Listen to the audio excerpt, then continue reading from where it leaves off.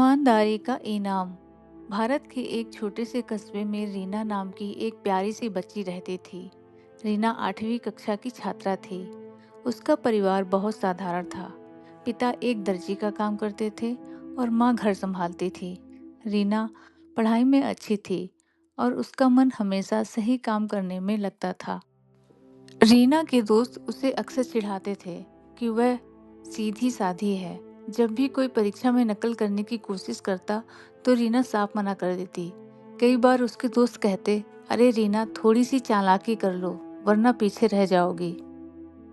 लेकिन रीना हमेशा मुस्कुराकर जवाब देती, जो मेहनत से मिलता है वही असली जीत है।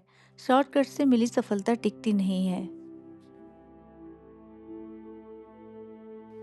पर्स मिलने की घटना। एक दिन रीना स्कूल से घर लौट रही थी। रास्ता सुनसान था और हवा में हल्की ठंडक थी। चलते चलते अचानक उसकी नज़र सड़क किनारे पड़े एक चमकदार काले रंग के पर्स पर पड़ी। जिज्ञासा से उसने पर्स उठाया। जैसे ही उसने उसे खोला, उसकी आंखें चौंधी आ गईं। अंदर ढेर सारे नोट थे। इतने पैसे तो रीना ने कभी एक साथ देखे ही नहीं थे। साथ ही उसमें एक बूढ़े आदमी का पहचान पत्र भी रखा था। रीना का दिल तेजी से धड़कने लगा। उसके मन में तरह तरह के विचार आने लगे। अगर मैं ये पैसे रख लूं तो कितनी चीजें खरीद सकती हूँ। नई किताबें, नया बैग, यहाँ तक कि माँ के लिए भी साड़ी ले सकती हूँ। पापा की सिलाई मशीन भी बदल सकती हूँ। कुछ पल के लिए लालच ने उसे घेर लिया, लेकिन तभी उसे अपनी माँ की बात याद आई। बेटा, गलत तरीके से मिली चीज कभी सुख नहीं देती। हमेशा सच और ईमानदारी का रास्ता चुनना। रीना ने गहरी सांस ली और मन ही मन तय किया, नहीं, ये पैसे मेरे नहीं हैं। इसका असली मालिक कोई और है और उसे जरूरत होगी। मालिक की खोज। रीना ने पर्स से पहचान पत्र निकाला। उसमें नाम लिखा था रामनाथ शर्मा। पते में उसी कस्बे का एक मोहल्ला दर्ज था। रीना ने सोचा, अगर मैं सीधे उनके घर पहुंचाऊंगी तो यह सबसे सही होगा। उस पहचान पत्र पर लिखा पता लेकर चल पड़ी। रास्ते में उसके दोस्त मिले। एक दोस्त ने मजाक में कहा, क्या बात है रीना, इतना खुश क्यों लग रही हो? रीना ने कुछ नहीं बताया। वह मुस्कुरा दी। उसे लगा कि अगर वह बता देगी तो वह शायद दोस्त उसे पैसे रखने का लालच देंगे। कुछ देर बाद रीना उस पते पर पहुंच गई। घर पुराना था, दीवार पर पापड़ी उखड़ी हुई थी और दरवाजा लकड़ी का था।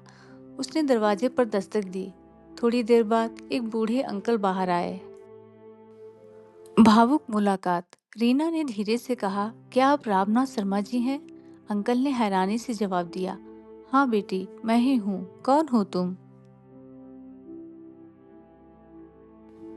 रीना ने हाथ आगे बढ़ाया और बोली, ये आपका पर्स सड़क पर गिर गया था। मैंने देखा और आपको लौटा रही हूँ। अंकल ने जैसे ही पर्स खोला और उसमें पैसे देखे, उनकी आंखों में आंसू बहने लगे। वे कांपती आवाज में बोले, बेटी, तुमने मेरी जान बचा ली। यह मेरी पेंशन के पैसे हैं। इन्हीं से मैं दवाइयाँ खरीदता हूँ और घर का खर्च चलता है। अगर यह खो जाते तो मैं बहुत बड़ी मुसीबत में पड़ जाता। उन्होंने रीना का सिर सहलाते हुए कहा, आज के समय में लोग पैसे देखकर लालच में पड़ जाते हैं, लेकिन तुमने ईमानदारी दिखाई। तुम्हारे माता पिता ने सचमुच एक नेक बेटी पाई है। रीना ने शर्माते हुए मुस्कुराकर कहा, अंकल, मैंने तो बस वही किया जो सही था। असली खुशी तो सही काम करने में ही है। कस्बे में चर्चा। कुछ दिनों बाद यह बात पूरे कस्बे में फैल गई। लोग रीना की ईमानदारी की चर्चा करने लगे। स्कूल में प्रिंसिपल ने उसे बुलाकर सभी बच्चों के सामने सम्मानित किया। उन्होंने कहा, रीना ने हमें सिखाया है कि असली इंसान वही है जो ईमानदार हो। पैसे या वस्तु लौटाना आसान नहीं होता, लेकिन सच्चे इंसान की पहचान ऐसे ही कामों से होती है। रीना के माता पिता भी गर्व से मुस्कुरा रहे थे। पापा ने कहा, बेटा, हमें तुम पर बहुत गर्व है। तुम्हारी ईमानदारी ही हमारी असली दौलत है। असली इनाम। रामनाथ अंकल बार बार रीना को कुछ पैसे देना चाहते थे, लेकिन रीना ने हर बार मना कर दिया। उसने कहा, अंकल, अगर मैं इन पैसों को ले लूंगी तो मेरी ईमानदारी अधूरी रह जाएगी। आपका आशीर्वाद ही मेरे लिए सबसे बड़ा इनाम है।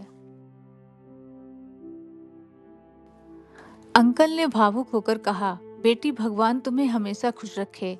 तुम्हारे जैसे बच्चों के कारण ही समाज में इंसानियत जिंदा है। उस दिन रीना ने महसूस किया कि सही काम करने से मिलने वाली संतुष्टि और दूसरों की दुआओं से बड़ा कोई खजाना नहीं है। इस कहानी से हमें यह सीख मिलती है कि ईमानदारी इंसान की सबसे बड़ी ताकत है। पैसे, लालच और वस्तुएं अस्थायी हैं, लेकिन सही काम करने से मिलने वाली संतुष्टि जीवन भर साथ रहती है। Thank you.